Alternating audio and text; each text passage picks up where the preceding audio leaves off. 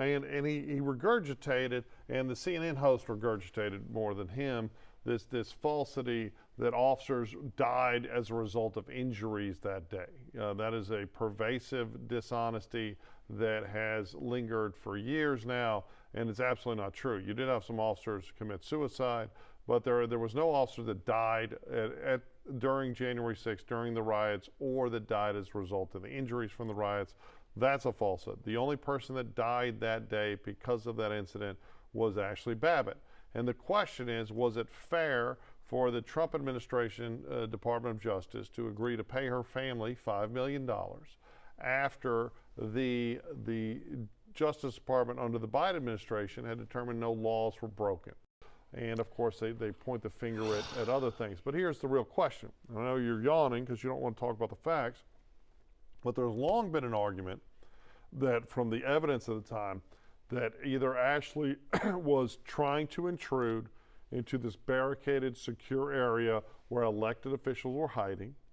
She was obviously unarmed, and whether or not it was appropriate for the officer to shoot and kill her at point-blank range. And of course, if that you're trying to protect elected officials from violent intruders, I think obviously it was lawful.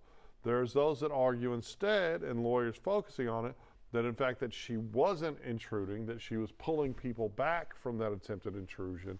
And if that's the case, then that would make a very compelling argument for a lawsuit. Well, it's amazing how you white folks come up with every excuse under the sun to justify, have empathy and sympathy for your white criminals committing crimes and pay the price with their life. She dies in the process, and I hate that she died because I don't think that she really should have been shot because she was unarmed, but she was committing a crime.